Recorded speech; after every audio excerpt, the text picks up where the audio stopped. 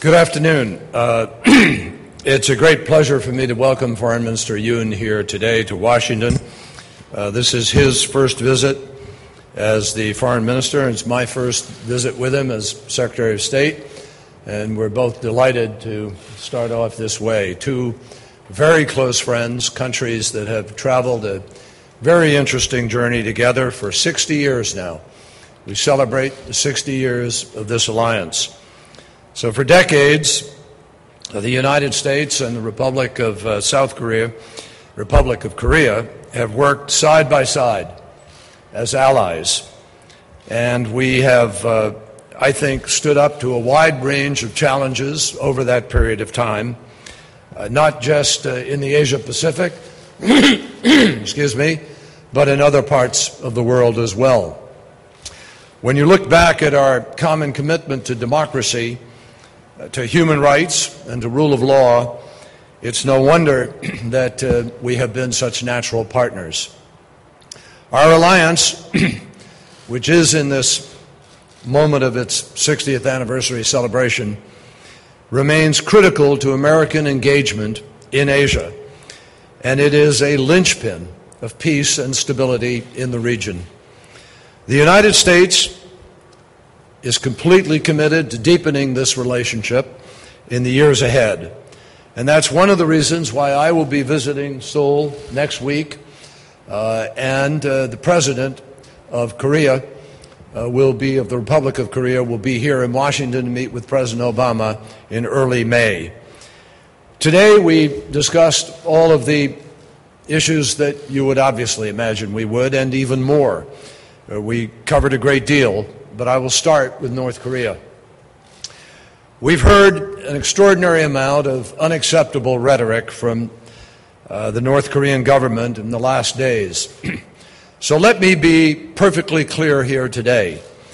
The United States will defend and protect ourselves and our treaty ally, the Republic of Korea.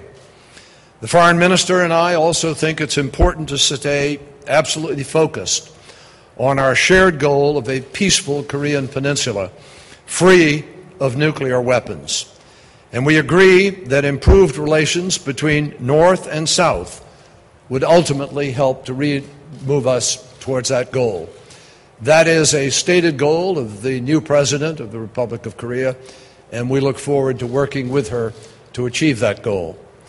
We also discussed our collaboration on global security issues. South Korea has done great work on the UN Security Council, helping to curb civilian casualties in combat zones. And they have done that work not just in the Far East, but around the world. We're also grateful for South Korea's continued commitment to reducing Iranian oil imports. This has not been easy. It's at a cost to their economy. It's difficult. But they have played their role and taken their part in helping to have an impact on trying to change the behavior of Iran. Iran knows exactly what it needs to do in order to address international concerns about its nuclear program. And it can start doing so next weekend in Almaty at the P5+1 talks. We also discussed ways to work more closely on the humanitarian crisis in Syria. And I thanked the Republic of Korea for their support on the humanitarian concerns in that area. We also have shared initiatives in sub-Saharan Africa, and we thank them for that. In terms of bilateral issues, the Foreign Minister and I both want to promote the smooth implementation of the U.S.-Korea Free Trade Agreement. This agreement is good for both countries, and it will strengthen our broad economic ties, it will spur growth, it will help create jobs in both countries and in both regions. We also had a good discussion on the bilateral civilian nuclear agreement. We have a long record of close cooperation on this issue, and we are committed to finding a workable, expeditious way forward. And finally, we also are both deeply concerned about addressing the problem of climate change. We discussed that We will have further discussions when I go to Seoul next week. We both support clean energy development, and we will be looking for ways to work closely on these issues as we enter a period of new negotiations on climate change over the course of the next few years. So this was a very productive meeting. I hope the first of many in the years ahead. And Mr. Foreign Minister, I look forward to seeing you again in a very short period of time. And I thank you for your commitment to this important partnership. And I thank you for taking time to come and visit here today to prepare for the important meetings of our leaders in early May. Thank you. Thank you. Good afternoon. We thank Secretary Kerry for his invitation. 반갑습니다. 우선 본인을 미국에 초청하여 따뜻하게 환대해 주신 캐리 국. We discussed a wide range of key issues, including our alliance, North Korea, regional and global agendas. As Secretary Kerry mentioned, this year marks the 60th anniversary of the Korea-U.S. alliance. In Korea, 60 years symbolizes maturity and wisdom.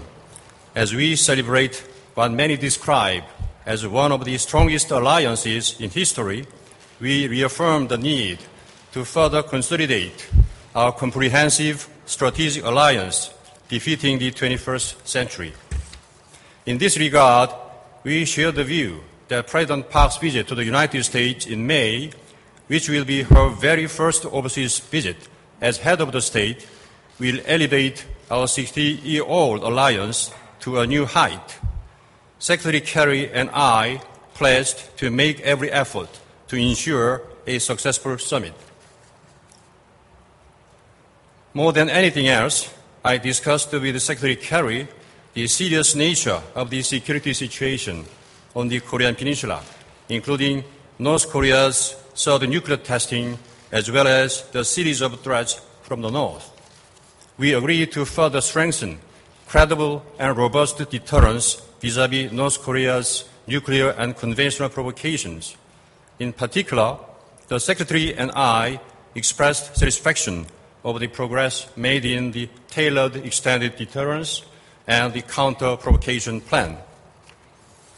I reaffirmed my government's strong commitment to work closely with the United States on North Korea policy.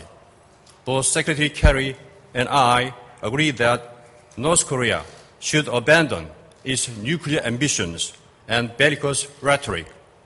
We also agreed to collaborate to ensure full implementation of the UN's Security Council Resolution 2094. I also updated Secretary Kerry on my government's policy of building trust between Seoul and Pyongyang as North Korea makes the right choice. I also emphasized that President Park's new policy to promote peace and cooperation in Northeast Asia is in line with the United States policy toward Asia, and that they mutually reinforce each other. As we celebrate the first anniversary of the KOROS FTA, both Secretary Kerry and I were pleased with the smooth implementation of the agreement. I also took the opportunity to reaffirm my government's strong commitment to open economy and free trade.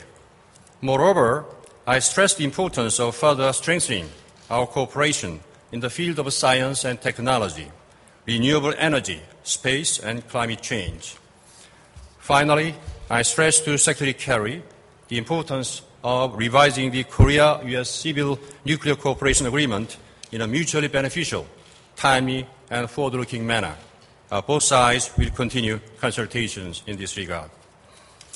Let me conclude by saying that I'm pleased with the results of today's meeting. I look forward to welcoming Secretary Kerry in Seoul next week, where we'll continue our consideration. Thank you very much. Thank you very much.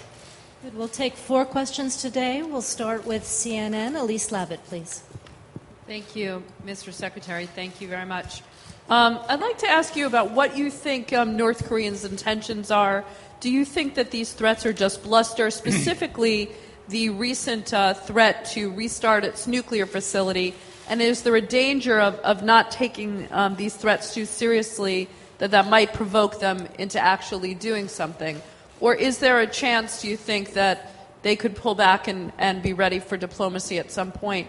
Mr. Foreign Minister, the six-party talks and the whole process has always really relied on China to rein in the North, if you will.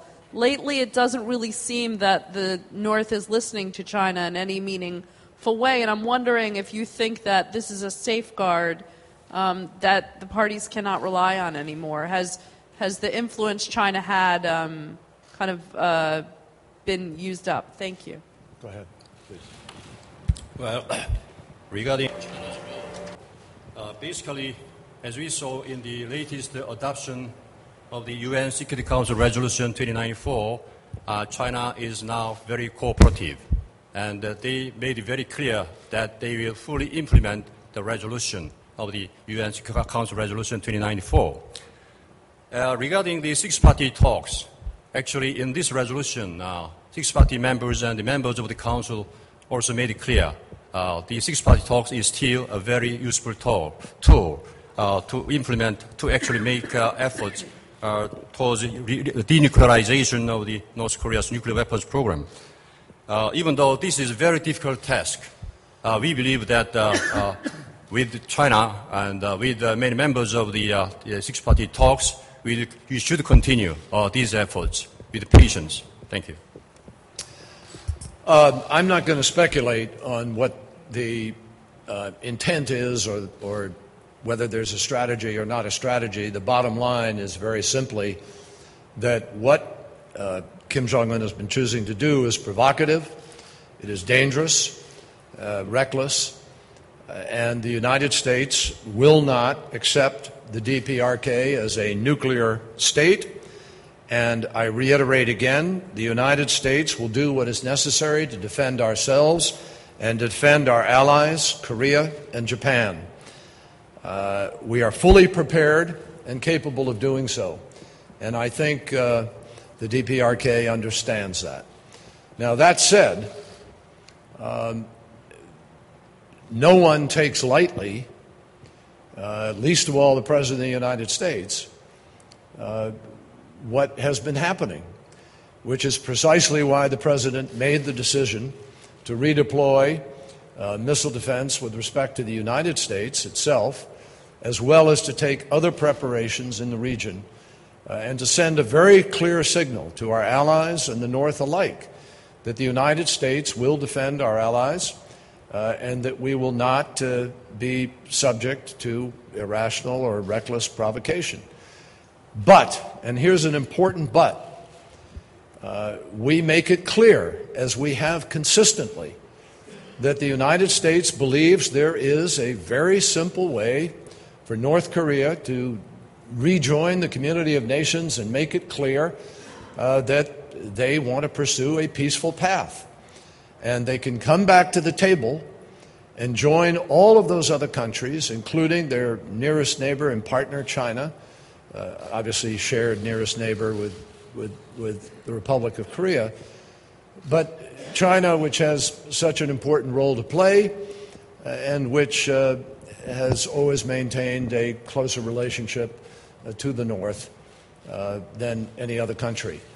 So they have an option, and that option is to enter into negotiations for the denuclearization, which is China's policy also, and to begin to focus on the needs of their people, which we also have made it clear we are prepared to help them with if they will bring their behavior in line with the United Nations and global community requirements. So it's very simple.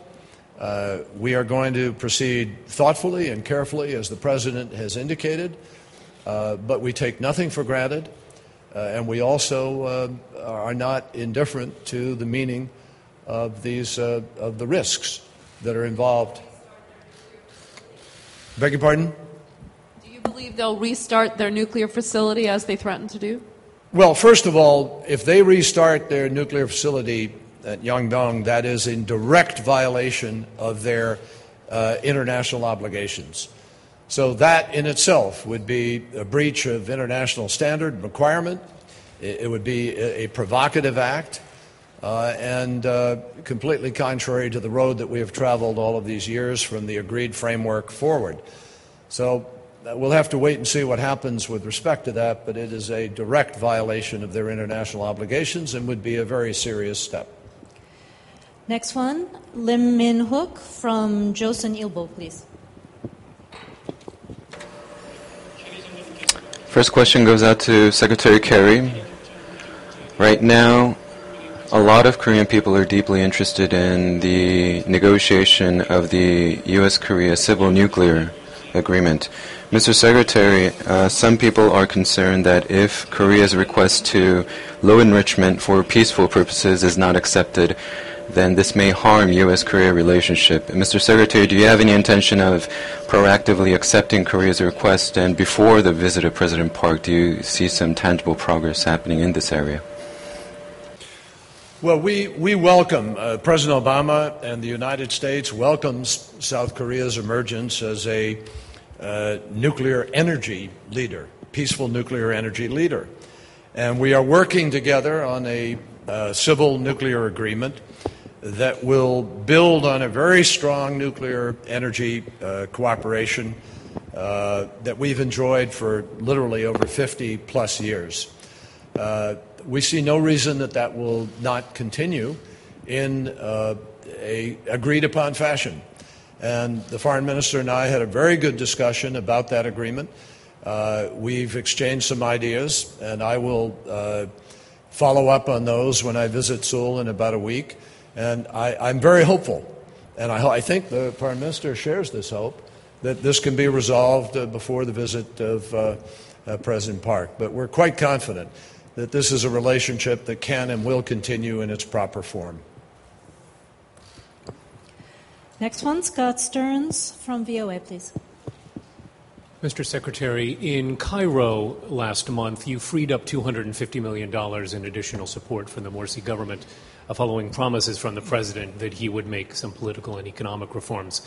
That he would make what? That he would make some political and economic reforms. Since then, his government appears to have spent more time pursuing television satirists than those responsible for sexual assault in public places. Was that your expectation when you met with him in Cairo? And if I might, last week in Baghdad, you spoke of the need for Iraq to more closely monitor flights from Iran to Syria. The government there has said this weekend that it will do that. Have you seen any evidence of that so far? Thank you, sir. Well, thank you very much. With respect to Egypt, we share a very real concern in the Obama administration about the direction that Egypt is apparently moving in. And this is a key moment for Egypt. It's really a tipping point for Egypt. And we have been working very, very hard in the last weeks to try to get the government of Egypt to reach out to the opposition, to deal with the IMF, to come to an agreement which will allow Egypt to begin to transform its economy and improve the lives of its citizens. We share with everybody concerns about the political and economic challenges, and I communicated those concerns with everybody when I was there. I met with the civil society. I met with the opposition. I met and talked to members of the business community, and I met with members of the government. And we have put a series of very real choices to the government of Egypt, but in the end, they have to make those choices. And I'm still, the IMF is going there this week. There will be discussions with them.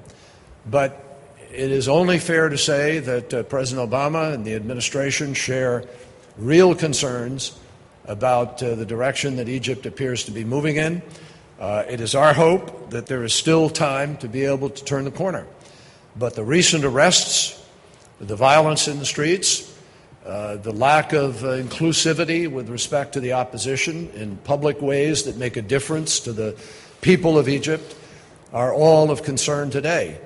And President Obama would make it clear to everybody that the United States went there, as I said, not to support any one person, and certainly not to support one party over another, but to try to help the people of Egypt to realize the dreams that they expressed in Tahrir Square and the dreams that they try and have tried to put into reality through their election and through their faith in the democratic process. I think there's still time for that promise to be delivered, but in the end, it is the government of Egypt and the people of Egypt who will make that decision. Iraq and Syria. Iraq and Syria. Iraq, with respect to Iraq, I'm encouraged that Prime Minister Maliki responded to our requests with respect to the flights from Iran through Iraqi airspace into Syria.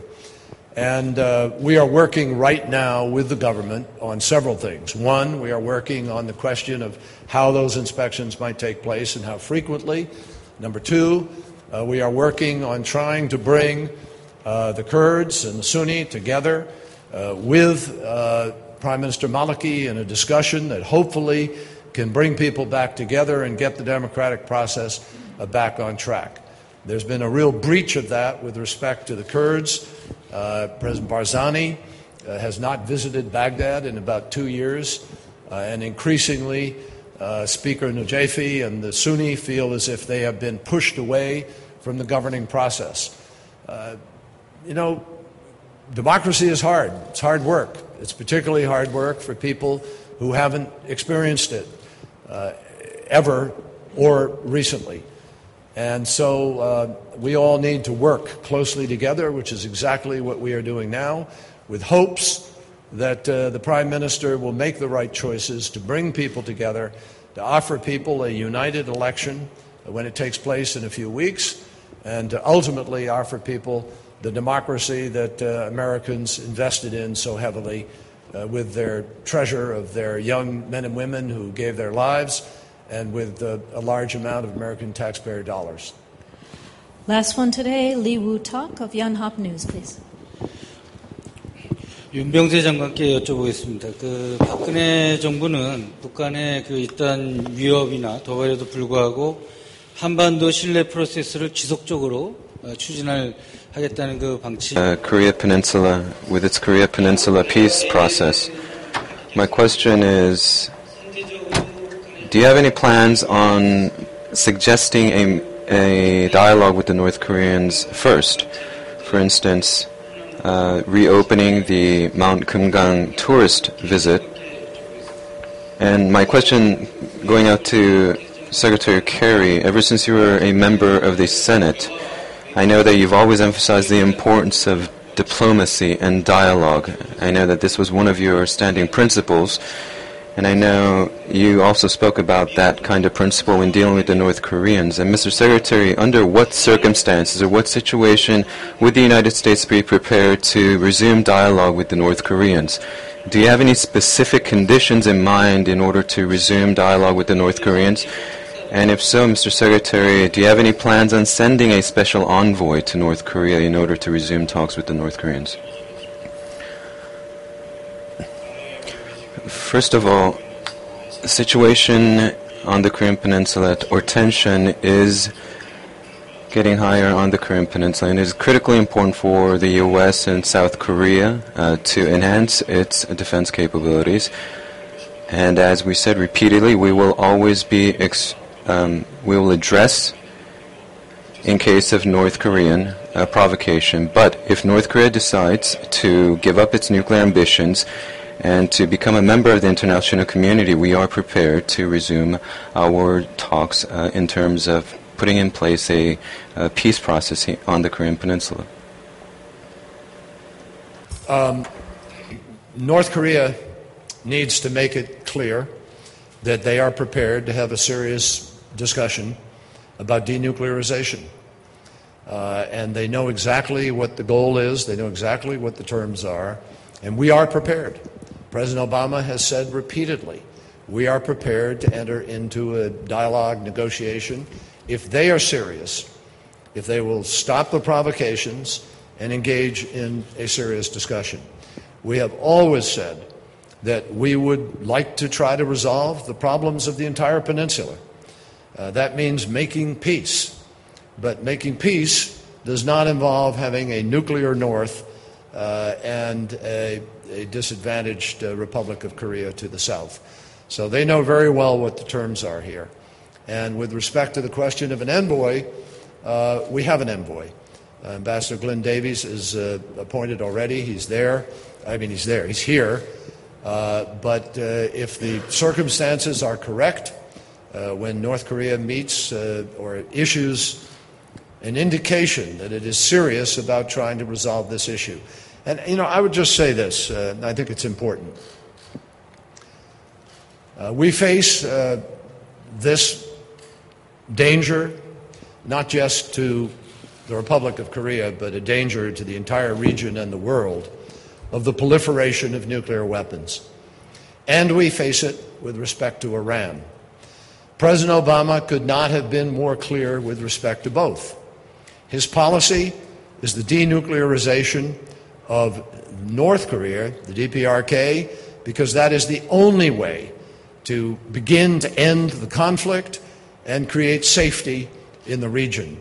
The last thing the world needs is more nuclear nations at the very time that the nuclear nations are trying to reduce their current numbers of nuclear weapons and control this danger. Secondly, we face the question of Iran. And Iran knows very well it has an opportunity this weekend. The Iranian people are a great people. They have a long, long history, many times longer than the United States of America, thousands of years.